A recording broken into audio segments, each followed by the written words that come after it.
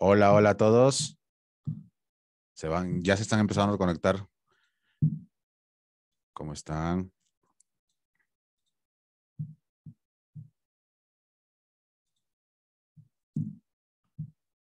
Bienvenidos, bienvenidos. Ok, bienvenidos a todos a este nuevo taller. Hoy tenemos a Gabriel Canepa, que nos va a hablar sobre el uso de JavaScript moderno en aplicaciones de Node.js. Una breve presentación para los que no conozcan a Gabriel. Gabriel es un desarrollador de software especializado en escalar. Es docente colaborador de la carrera Linux Argentina.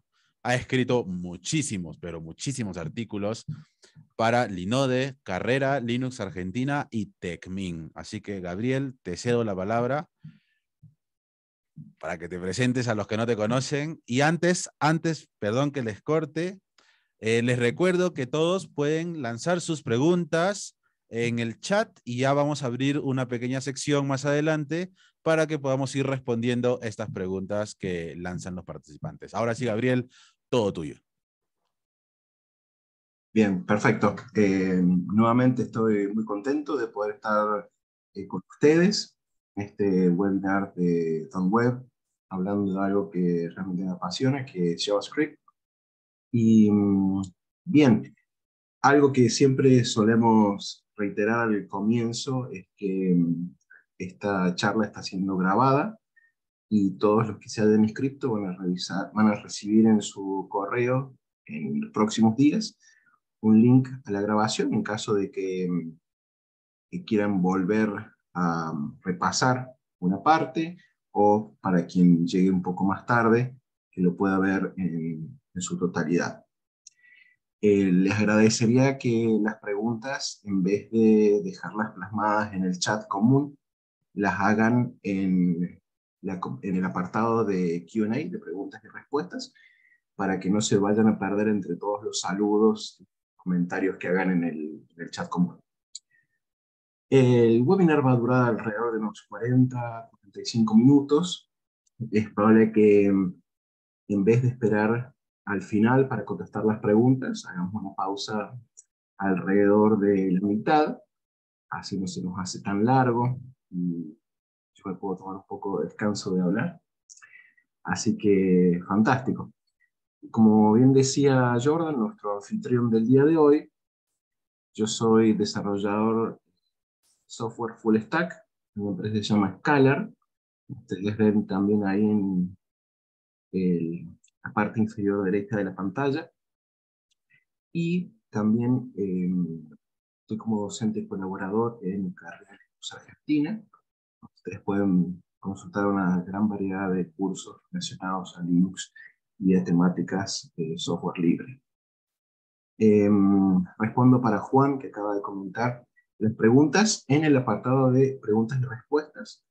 Lo van a ver en el menú de Zoom con dos viñetas solapadas.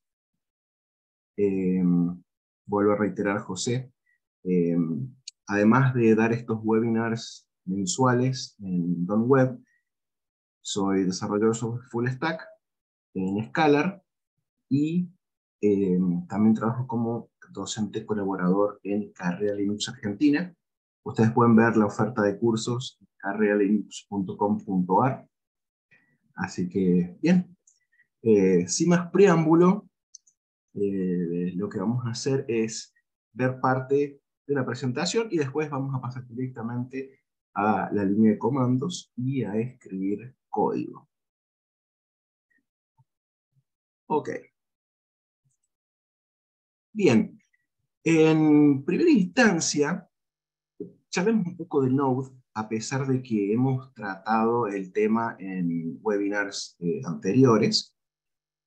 Node nos provee un entorno de ejecución JavaScript del lado del servidor. ¿Qué se refiere a eso?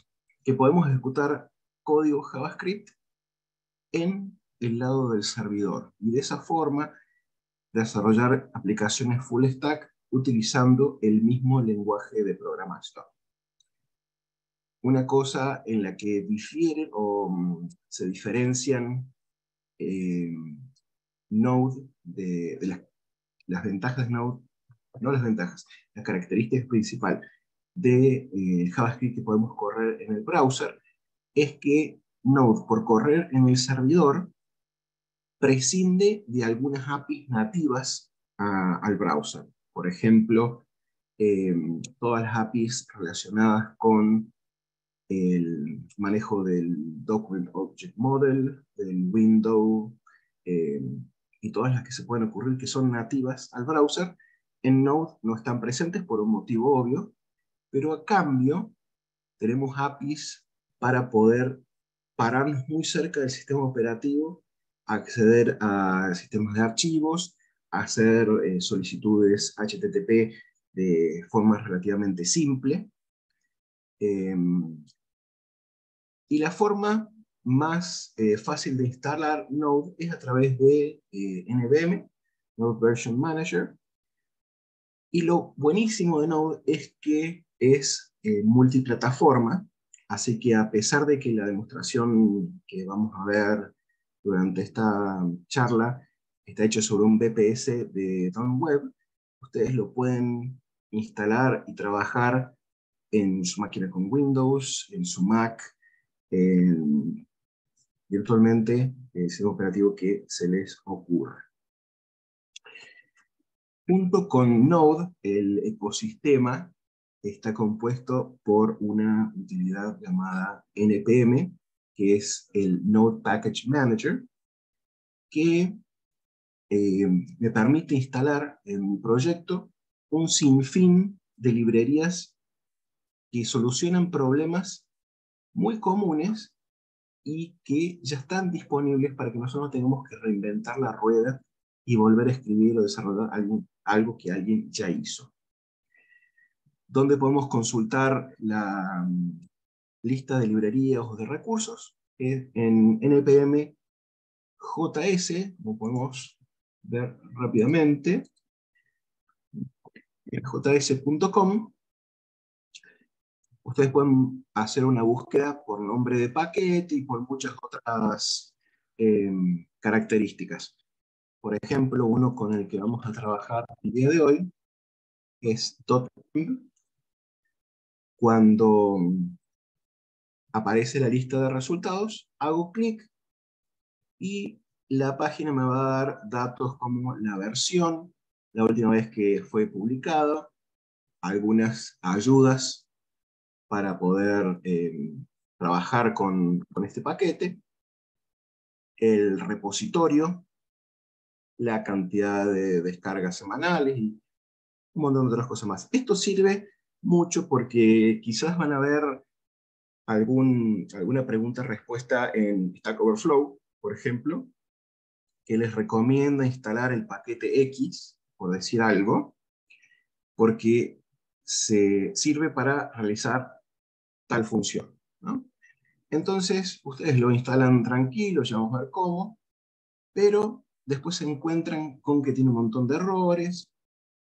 Eso antes de instalar nada, podemos venir acá al sitio de NPM, inspeccionar el paquete, ver cuándo se actualizó por última vez, ir al repositorio, ver si se está manteniendo actualmente o si se abandonó el desarrollo. Todos datos que sirven a la hora de decidir qué librerías, qué recursos voy a incorporar a mi proyecto. ¿Sí? Muy bien. Perfecto. Y cuando hablamos de JavaScript moderno, nos referimos al estándar del lenguaje publicado en el año 2015 o para adelante. Las características que se suman al lenguaje los determina un grupo que se llama TC39, que es parte de ECMA International, que es el ente que se encarga de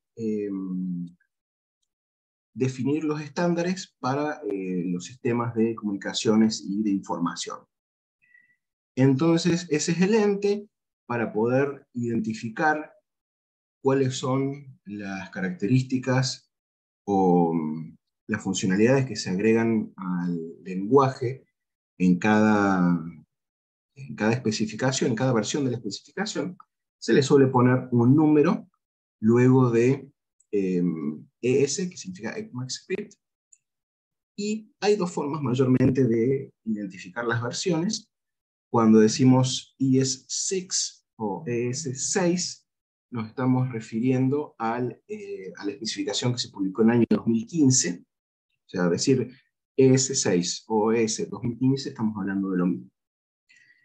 La última especificación vigente es del año pasado, y aproximadamente en el mes de junio o julio se publica la del año 2023. Muy bien, una cosa importante, antes de que pasemos a hablar un poco de cuestiones técnicas y después el código, si volvemos acá al navegador, el grupo TC39 tiene un repositorio que es github.com/TC39, y de ahí van a ECMA 262. Acá van a encontrar en el README un apartado que dice Current Proposals, o sea, propuestas actuales. Cuando una propuesta, o sea, alguien tuvo una idea de agregarle cierta cosa al lenguaje, eso empieza por la etapa 0, después se va votando, se va probando, hasta que se finaliza, se publica en la especificación, pero por lo general, antes de que llegue a esa etapa, en una altura entre la etapa 3 y la 4, los principales navegadores ya comienzan a incorporar esas funcionalidades, y como regla general, así a priori podemos ver que si ya está disponible en Google Chrome, lo más seguro es que esté disponible para Node. Recordemos lo que dijimos al principio. Node me permite ejecutar JavaScript del lado del servidor, prescindiendo de las APIs específicas del navegador, pero incluyendo otras que me permiten acceder al sistema de archivos, hacer solicitudes HTTP y todo por eso. Bueno, ¿cómo podemos saber que una determinada característica la podemos emplear en Node? Vamos a volver a esto. Les voy a indicar cómo podemos asegurarnos de eso. José pregunta, ¿el mantenimiento de Node lo hace Google? Honestamente no recuerdo, pero si lo buscamos, nos podemos sacar la duda. Lo que sí sé, está a cargo, como pueden ver acá abajo, de la fundación OpenJS. Lo similar que tienen es que el motor que utiliza Chrome por debajo y Node por debajo es el mismo, ¿sí? Eso sí te lo puedo decir, José. Ok, sigamos entonces. Bueno, hablamos recién de que la mejor forma de instalar Node es a través de NVM. En la guía que van a recibir junto con la grabación de este webinar, van a estar todas las instrucciones. Yo se las muestro simplemente para que no quede ese vacío, ¿no? Pero simplemente consiste en descargar un script, ver cuál es la última versión disponible de NVM y cambiar esta versión. En este caso, la última versión disponible es la 0.39.3, pero esto puede cambiar. Cuando ejecutamos el script es confiable, por eso le mandamos un pipe a Bash. Luego exportamos las variables de entorno para que podamos empezar a utilizar NVM ya ahí nomás. Con NVM list podemos ver las versiones actualmente disponibles. Lo más probable es que la primera vez no aparezca nada, razones obvias. Con NVM list stable, nos van a aparecer las versiones estables de Node, por lo general son las versiones pares, y luego con npm install ls/* vamos a instalar las versiones estables. NVM también me va a permitir switchear entre versiones de Node, pero en este caso nos vamos a, digamos, a mantener con una sola, con la 18.15, como ustedes ven ahí luego de que yo ejecuté Node-version, y como dije también venía con npm. Juan pregunta, ¿un proyecto de Node se en un cloud server o VPS? Sí, así es. Y Node te permite crear un web server, o vos podés utilizar un web server de tu elección. Pero sí, idealmente, si vos vas a alojar una aplicación que otras personas van a consumir, lo ideal sería que lo alojes en un VPS. Esperemos que sea de un web, por supuesto. Muy bien. Ok.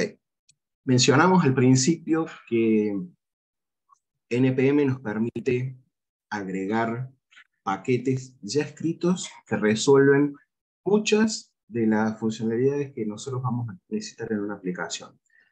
Así que nosotros, por lo general, nos vamos a tener que enfocar en definir la arquitectura de la aplicación, también de escribir el código JavaScript, pero muchas de las funciones clásicas ya van a estar disponibles en una librería. Dos que vamos a utilizar en este caso son .env, que nos va a permitir leer variables de entorno, por lo general que se usan en la configuración de una aplicación, a partir de un archivo .env en la raíz de nuestro proyecto. Y también vamos a instalar un web framework que nació para casarse con Node, básicamente. Siempre van de la mano, en el 99,9% de los casos. Y a pesar de que Node me permite manejar solicitudes HTTP, Express me permite escribirlas, o mejor dicho, escribir las rutas que van a derivar esas solicitudes de una forma mucho más simple, mucho más leíble, y también me va a dar todas las herramientas para que yo las manipule, esas solicitudes. Entonces, si tengo que hacer una aplicación web con Node, no veo la razón por la que no utilizaríamos Express. Se lo ve muy de la mano, especialmente cuando desarrollemos APIs, que es el caso que vamos a tratar ahora. Express me permite crear rutas de mi aplicación, por ejemplo, /getTeam, ID, searchTeam, tanto, y el parámetro que acompaña a los dos puntos es el que va a pasar a la ruta. Entonces, dentro de la función que me va a manipular esta ruta, por ejemplo, get _team ID, ese ID pasa como parte de los parámetros de la solicitud. Entonces es fantástico. También Express me permite servir archivos estáticos, al combinarse con Node, usar plantillas para dar forma a las respuestas, un montón de cosas, ¿sí?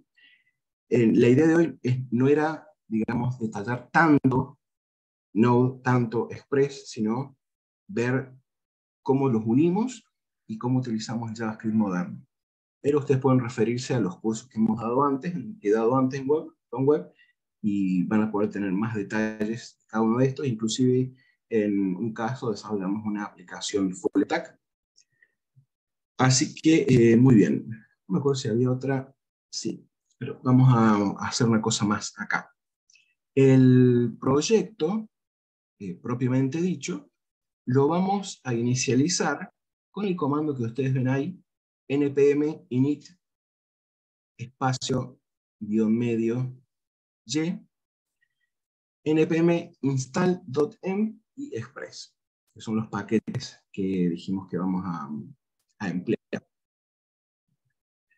Paralelamente, hay una herramienta que nos puede ser muy útil, que es Slint, que permite adoptar un estilo, una guía de estilos, para que, por ejemplo, en un proyecto todos se rijan por la misma forma de escribir el código, de tal forma que sea mucho más entendible, más mantenible. Y no voy a detenerme en esto, pero simplemente les quería mostrar cómo funciona con npx slint-init. Yo sea de paso, npx es otra herramienta del ecosistema de Node que me permite utilizar paquetes o acceder a las funciones de esos paquetes sin necesariamente instalarlos y que se queden en el proyecto. Me va a hacer una serie de preguntas a las cuales yo puedo responder presionando Enter si quiero elegir el valor por defecto o eligiendo alguna de las otras disponibles. Eso deriva en que me va a generar un archivo JavaScript también, con el formato que yo elija, con la configuración de esta herramienta. Entre otras cosas, yo le puedo indicar cuál es la longitud máxima de cada línea, para que no se me vaya a cualquier lado la línea y tengo que scrollear horizontalmente hasta el fin de los tiempos. También si voy a utilizar comillas simples o dobles, y un montón de cosas más. Así que yo les recomiendo buscar en la documentación, inclusive podemos llegar a hacer un webinar de esto particularmente, pero eh, vamos ahora sí a adentrarnos, ahí está, en lo que nos convoca en el día de hoy. Las especificaciones desde el año 2015 hasta ahora nos han traído un montón de funcionalidades y características al lenguaje. Voy a mencionar algunas nomás, e incluso no voy a llegar a demostrar todas, pero tengo la esperanza de que lo que demostremos hoy les sirva para escribir código JavaScript más robusto y también como puntapié inicial para buscar en la documentación el resto. ¿Bien? Algo que nos trajo la especificación en 2018, 2019, no recuerdo el año específicamente, es la posibilidad de ejecutar código asíncrono de forma aparentemente síncrona. ¿Qué me refiero con esto?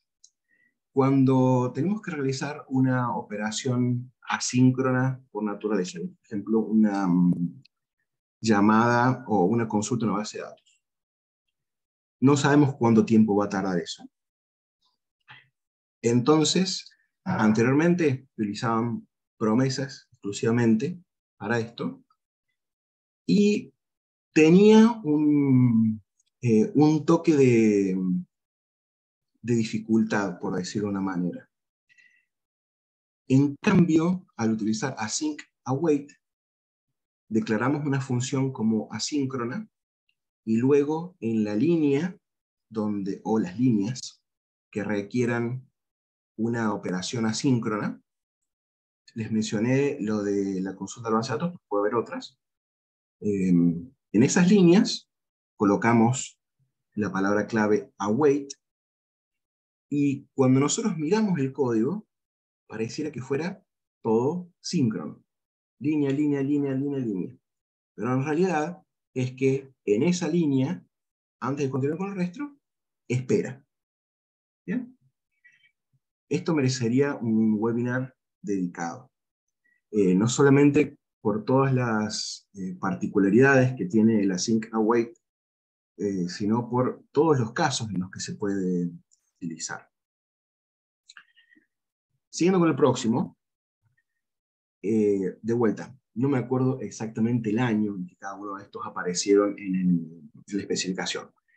Pero, por ejemplo, dado un array, una colección, el método de función includes me permite averiguar si un determinado elemento está en el array o no.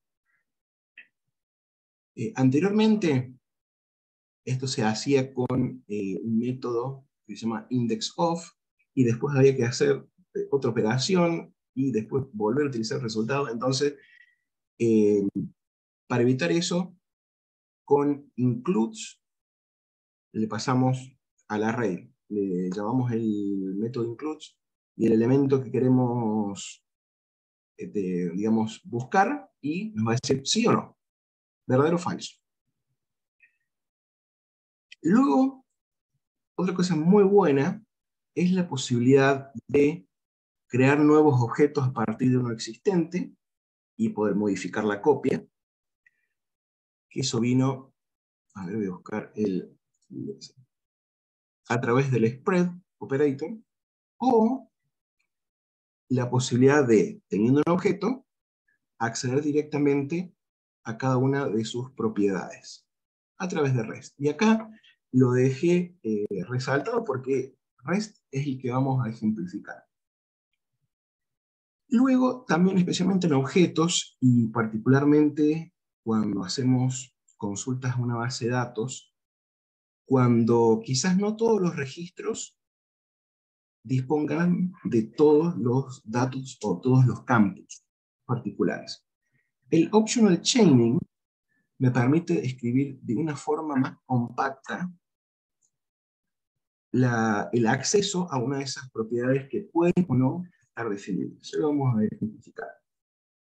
El nullish coalescing me permite a mí determinar un valor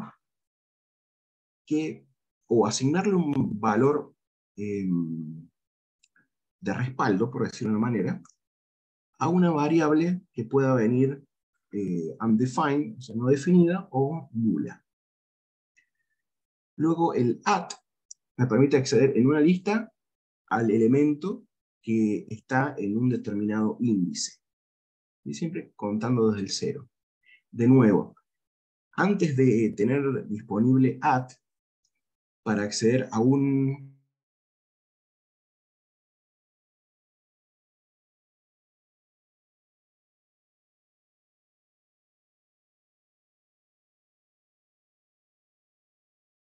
elemento en particular, calcular el índice con indexOf, a lo que mencionaba yo antes, y de existir, accederlo finalmente. Y por último, findLast, que por una razón lo dejé en el último, es parte de la última especificación, y que ya tiene, digamos que ya está implementado en los navegadores. Muestro algo rápidamente de cómo averiguar la disponibilidad de una cierta función o característica en los navegadores, y luego pasamos al código directamente. Bueno, el sitio caniuse.com me permite ingresar una palabra clave y ver los resultados. En este caso accedí find. Pero como Juan nos pregunta en el Q&A sobre at, vamos a agarrar y vamos a poner at, y de paso lo explicamos. Veamos.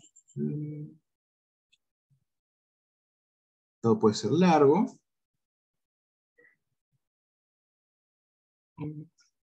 Buscarlo de otra manera. A ver si punto at está devolviendo las funciones trigonométricas. Acá está. ¿Ven? Y acá veo los distintos navegadores. Chrome, Edge, Safari, Firefox, y los navegadores de dispositivos móviles. Fíjense que puedo probarlo en el browser, y funciona tanto para los arreglos como para las cadenas de texto. Así que vamos a ver un ejemplo en una aplicación semi-real. Así que si queda alguna duda, Juan, luego de que ilustremos a través del ejemplo, por favor no dejen de hacer así. Muy bien. Yo por acá ya tengo mi aplicación corriendo. Hago una pausa para ver la pregunta de Lorenzo. ¿Dónde puedo encontrar algo en JS para enviar datos RAW a la impresora? Mi ticket, aplicaciones web y el cliente es Linux.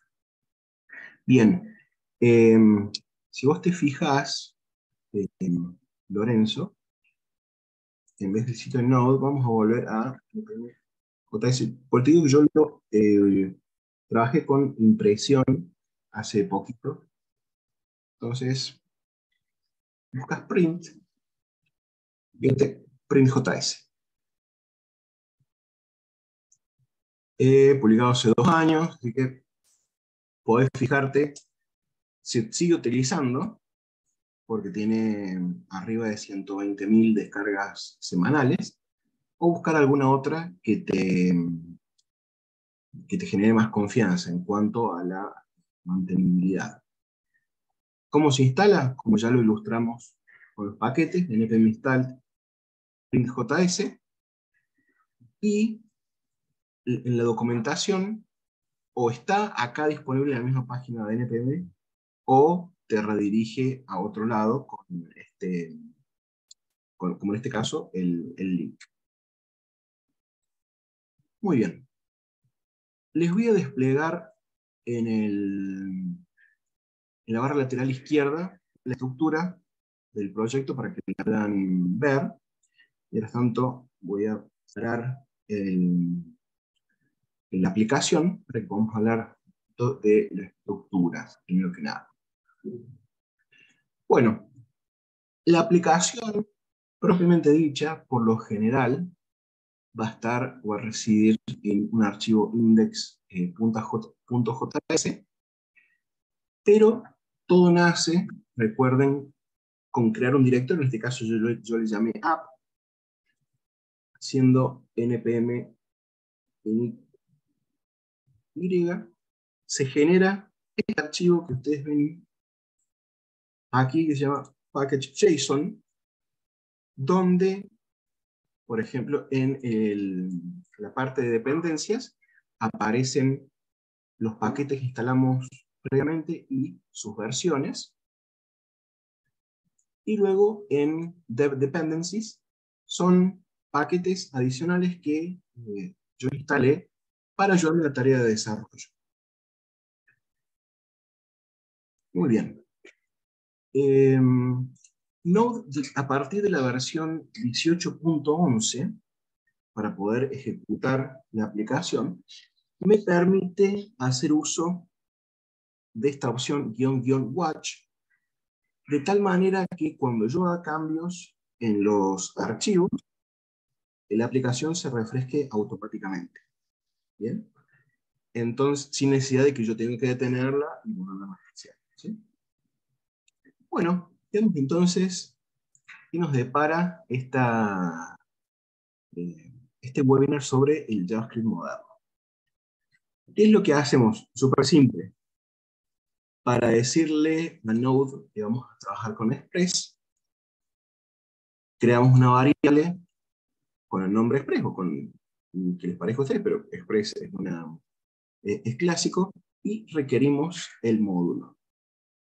Lo mismo sucede cuando requerimos el .env, de tal manera que lea este archivito que ustedes ven aquí, donde vamos a poner variables que sean, por lo general, confidenciales, que no queremos poner en el control de versiones. En este caso, para ilustrar, simplemente puse el puerto en el que va a estar escuchando la aplicación. Y de tal manera que, fíjense, eso se exporta al entorno de Node y yo puedo accederlo a través de process.env. La línea 10 me inicializa la aplicación de Express. Le indico que quiero que las respuestas sean en formato JSON.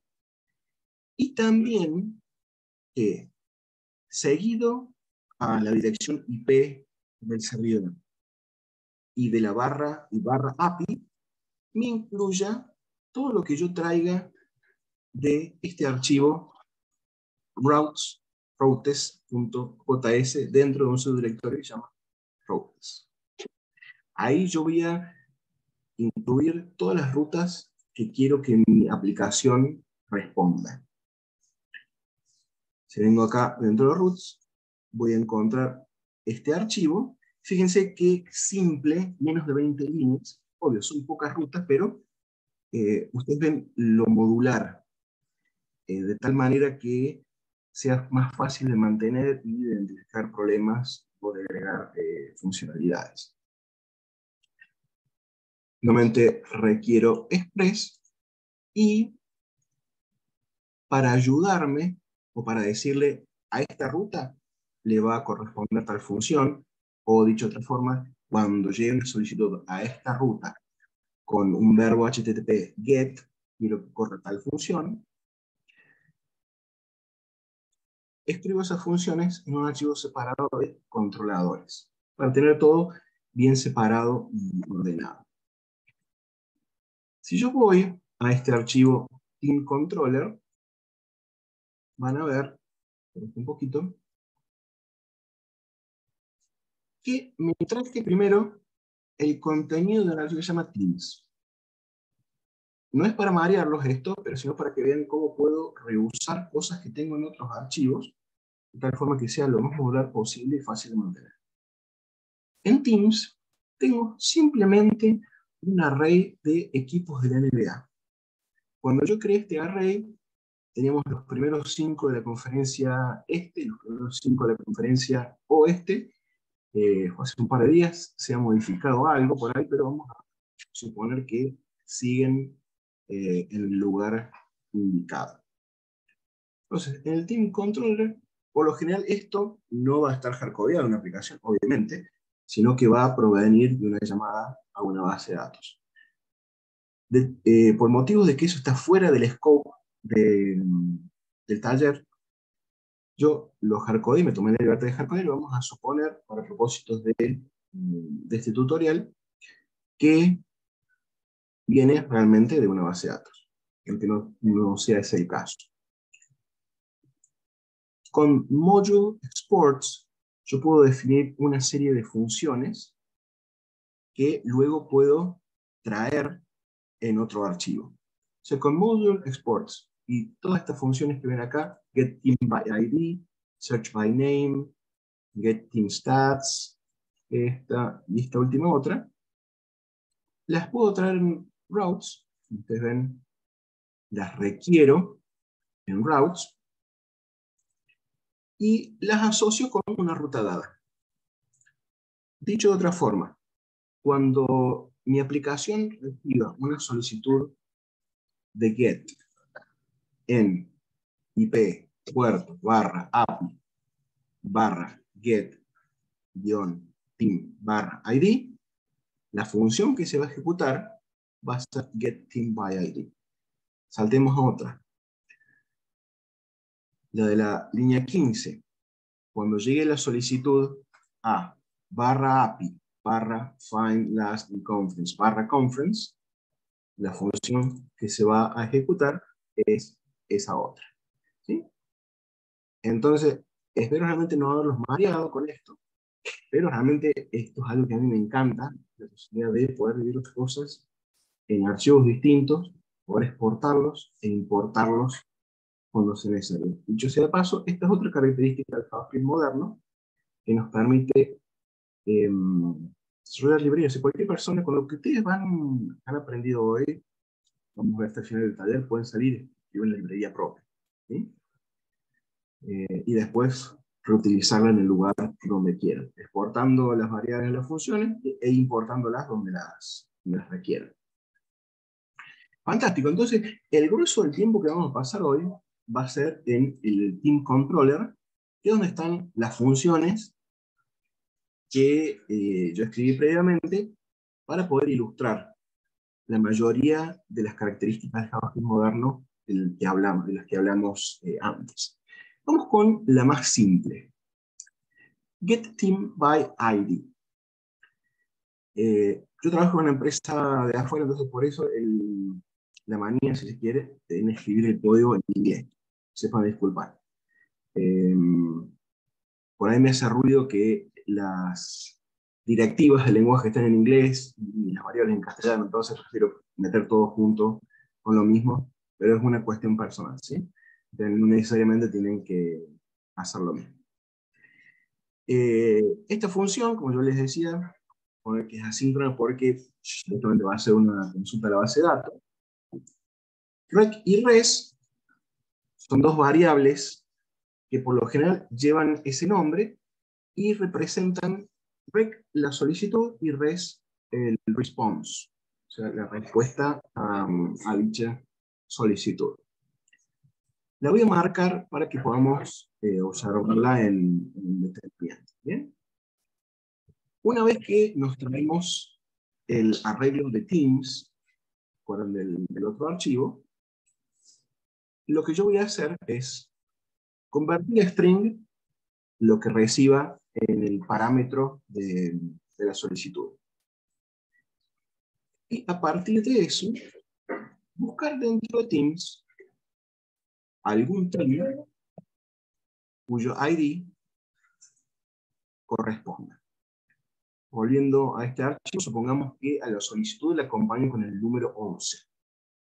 Vamos a ir buscando uno por uno, nos vamos a encontrar con que no hay 11, entonces vamos a tirar que no existe. Pero supongamos que la solicitud viene acompañada con el número 7. Estoy buscando, encontró acá y devolvió eso. ¿Bien? Esa es la idea de esta función. ¿Y dónde está el JavaScript moderno, ¿no es cierto? Esa es la idea. Este particular, vamos a ver que el find solo, es un método de los arrays que me permiten buscar a lo largo de un array un elemento que cumpla con determinada condición. Y a partir de eso, si lo encuentro, ¿sí?, vamos a devolverlo con un estado HTTP 200, que indica OK, y nos va a devolver los datos del team, ¿sí? Entonces, vayamos acá, cerremos cosas que no nos sirven en este momento. Entonces, acá tenemos la IP del servidor, el puerto 8000. Recuerden que por defecto este puerto TCP no está abierto en el firewall de Web, así que tienen que ir a su dashboard y agregar una excepción. Escribimos entonces la forma que debe tener la solicitud, getTeam, y esto seguido de un ID. Vamos a ponerle 5. Esto no va a responder nada porque hayamos detenido la aplicación. Entonces tenemos que levantarlo de nuevo. Ahora sí. Supuestamente los Brooklyn Nets están tienen el ID número 5. Ahora vamos a verificar esto. Efectivamente, los Brooklyn Nets tienen ese ID. Y fíjense que busqué, encontré y devolví todo esto. ¿Sí? El ID, el name, el porcentaje de triunfo y la conferencia. En este caso, este. Vamos a ver otra característica del JavaScript moderno que me permite elegir cuáles campos deseo devolver. Quizás no me sirva devolver el ID, o de acuerdo a mi aplicación no me interese la conferencia. Podemos elegir qué campos vamos a devolver y cuáles no. Volvamos al Team Controller, veamos la próxima función. Search by Name. ¿Qué es lo que está esperando esta función? Podemos ir a root también a ver eso. Search by Name, acá está. La forma que va a tener la URL es search-team y seguido por un parámetro que le vamos a llamar name.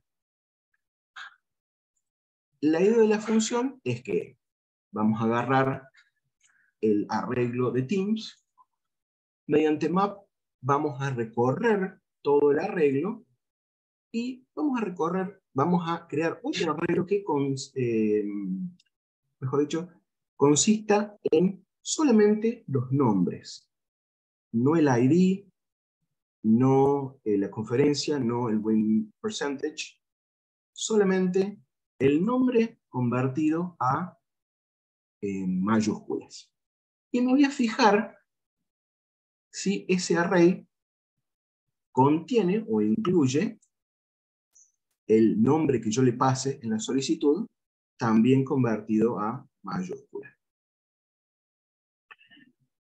Muy bien. Hagámoslo. Entonces, search team, y vamos a escribir, lo podemos escribir en cualquier tipo de letra, porque total, la función me va a convertir tanto los nombres de los equipos que yo tengo en el proyecto, como el que les pase a mayúscula. Así que no importa cómo lo escribamos.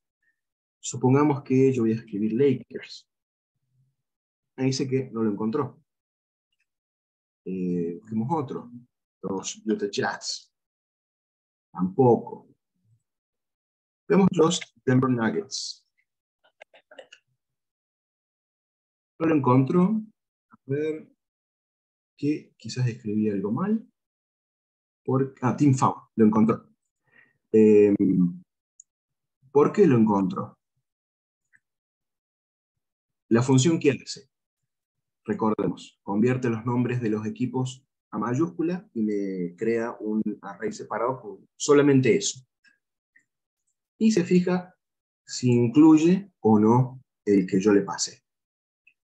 Entonces, el incluye me permite a mí escribir de una forma mucho más abreviada, algo que en JavaScript no moderno, por decirlo de una manera, me llevaría 2 o más líneas. Ustedes pueden decir, una ganancia de una línea es algo, y realmente cuando tenemos que hacer esto muchas veces en términos de elegibilidad. Hago una pausa para responder la pregunta de Federico en el Q&A. Consulta con respecto a la performance de los distintos tipos de lenguaje, de los distintos lenguajes de programación que pueden correr del lado del servidor. Y bueno, Federico, la respuesta es que la performance no depende tanto del lenguaje de programación, sino como de tu implementación. Hay cosas, por ejemplo, que aumentan o impactan en la capacidad del lenguaje de llegar a un resultado. Y bien podría ser que en Python la implementación sea más rápida que una que está escrita mal en Node, o una que está escrita bien en Node sea más rápida que una mal escrita en Python. O sea, el 99,9% de los casos va a depender de la implementación y no puramente del lenguaje utilizado. Sí, Node tiene muchas cosas muy copadas, que de nuevo no quiero hacer esto un webinar de Node, pero una de las cosas más llamativas es que te permite escribir en el mismo lenguaje tanto del cliente como del servidor. Entonces ahí está un win para el lenguaje, para la herramienta. Maxi dice que utilizo la sync en los controladores, sí. Si yo estoy, como mencioné hace un rato, si yo estuviera haciendo realmente una llamada base de datos, sí le tengo que poner una wait. En este caso no, porque simplemente me estoy valiendo de un array que tengo localmente y que me lo estoy trayendo a través de un import. Valen dice, quiero validar con course.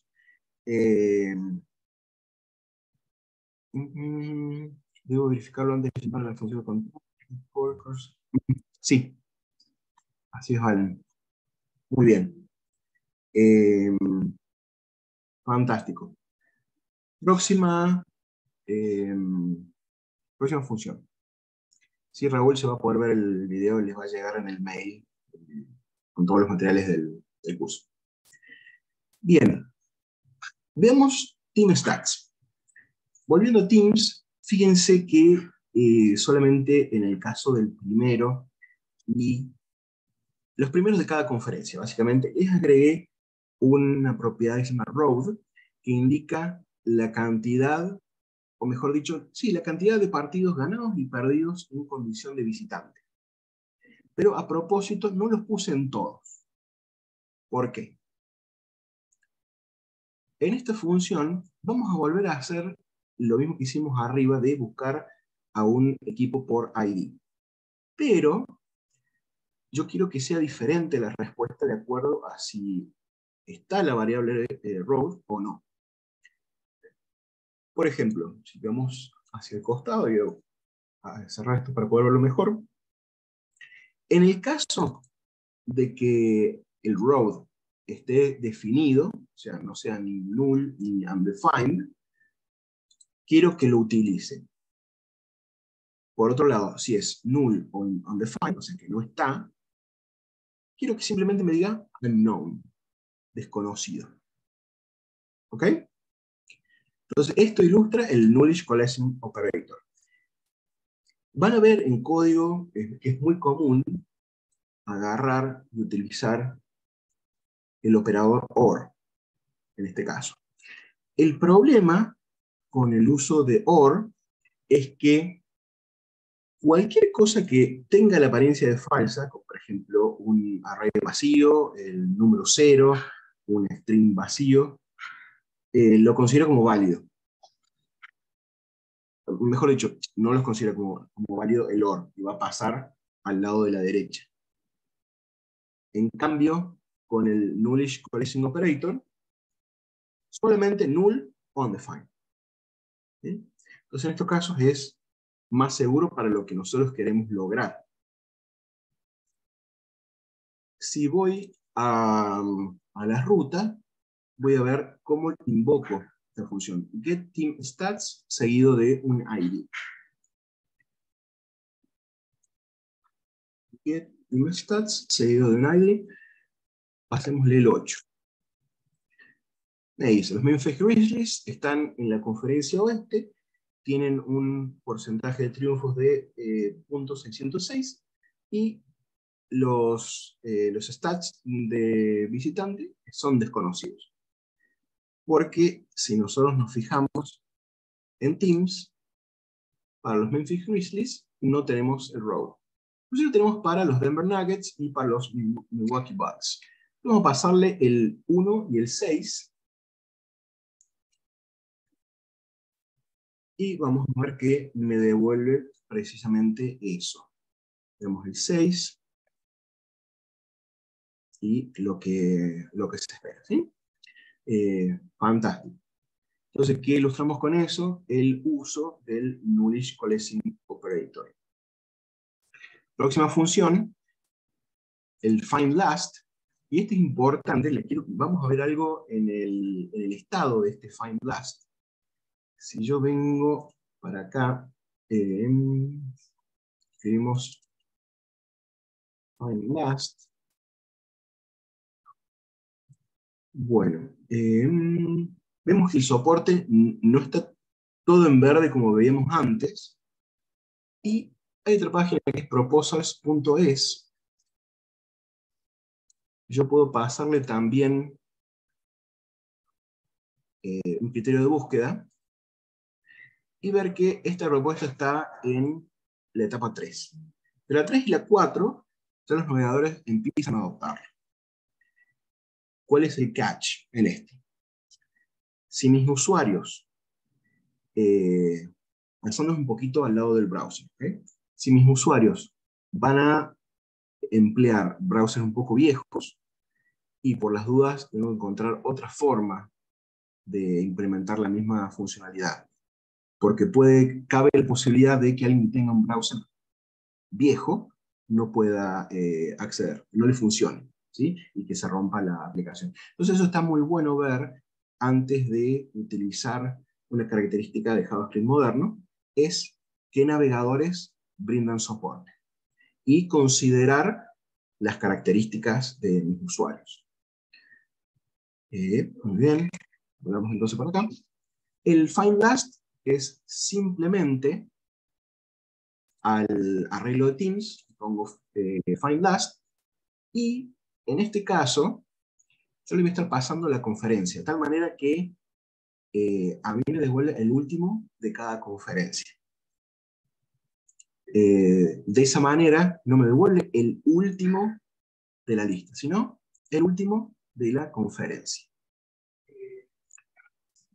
¿Qué le tengo que pasar como argumento? Una función que me determine el criterio de algo que yo considero como último. En este caso, el criterio de filtrado, por decirlo de una manera, es la conferencia. Entonces, va a agarrar y partir todos los equipos en conferencias y me va a dar el último de la conferencia que yo le pase. Vengo a routes y vemos que es find last in conference seguido de conference. Hay otra cosa más que utilizamos en esa función, así que ya se los comento. Les paso una conferencia, list, el último Brooklyn Nets, son los 5, y si le paso West, me va a dar los Clippers, sorpresa totalmente este año, los últimos de la conferencia oeste. Muy bien. Otra cosa que podemos ver en este caso es que una vez localizado ese último equipo de la conferencia, yo no saqué eh, todos los datos del equipo, sino simplemente el name y la conference. A eso lo puedo hacer utilizando el REST operator, que me permite extraer propiedades de un objeto e inclusive renombrarlo, pero no nos vamos a meter en renombrar. Supongamos que yo tuviera que hacer esto sin esta posibilidad. Yo tendría que crear una constante como nombre y acceder a esa propiedad, y otra constante otra variable, disculpen, para conference, y asignarle eso. Funcionalmente va a funcionar de igual forma, pero fijémonos que acá fueron 2 líneas, o sea, la cantidad de líneas que va a tomar escribir el código es proporcional a la cantidad de propiedades que yo tenga que extraer, siendo que en el caso anterior me permitía hacerlos en una sola línea.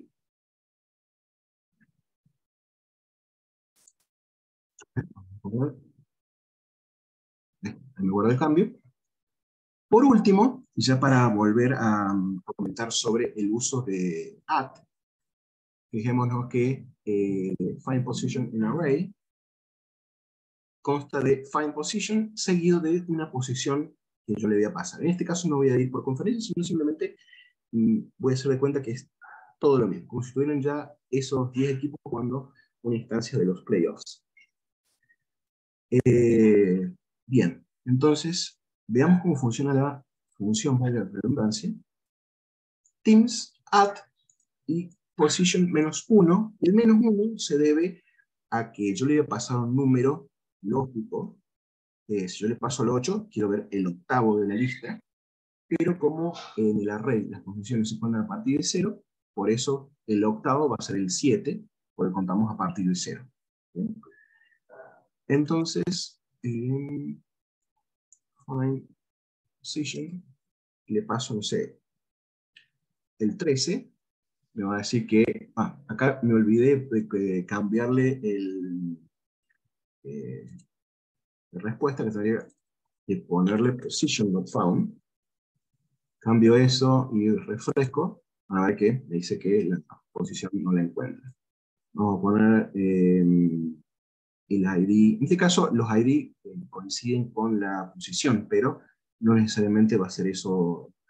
Le pongo 4 me dice que el equipo en la posición 4 son los Cleveland Cavaliers. Tengo Kings, efectivamente, en el 4, tenemos 2, 3, 4, son Cleveland Cavaliers. Si le pongo el 0, fíjense, me empezó a contar desde atrás. Es una cosa también que me permite hacer el add. En este caso sería un bug. Yo no quiero que me comience a contar desde atrás. Si pusiera a ver el 1, Phoenix Suns, fíjense, desde atrás para adelante. Realmente, si yo veo esto en una aplicación, voy a decir bug. Entonces, quizás el add o no es la herramienta adecuada para esta funcionalidad, si se quiere, o le tengo que pasar un check de tal manera que no me permita, no acepte ningún ID o una posición menor que 0, menor que 1, mejor dicho. Pero volviendo, llevamos el 5 y así sucesivamente, ¿no? Ok, eso da por terminado el webinar sobre JavaScript moderno. De nuevo, les comento que las características del JavaScript moderno de los que hemos podido hablar en este día son simplemente una muestra, una probadita, si se quiere, para que ustedes busquen la documentación y puedan, digamos, ahondar más en el tema. Pero van a encontrar código viejo que ustedes pueden agarrar, tomar, convertirlo a JavaScript moderno y mejorar la legibilidad, el performance, y así sucesivamente. ¿Por qué el performance? Un ejemplo súper rápido. Cuando yo le paso el índice específico del elemento que yo quiero acceder, como en este caso, bueno, el 5, va ahí directamente, al 5. En cambio, si yo utilizara el viejo index of, voy a empezar a recorrer todo el array hasta llegar al elemento con posición 5. Entonces, es mucho más rápido, una vez que yo sé el index, ir ahí, en vez de estar buscando por nombre dónde está o en qué índice está ahí. ¿Sí? Así que bueno, eso ha sido todo de mi parte.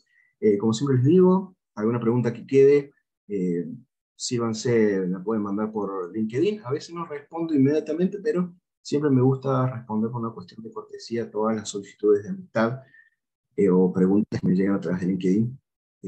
Como tampoco acepto extraños, mencionen en el comentario que me conocieron a través del taller de Don Juan.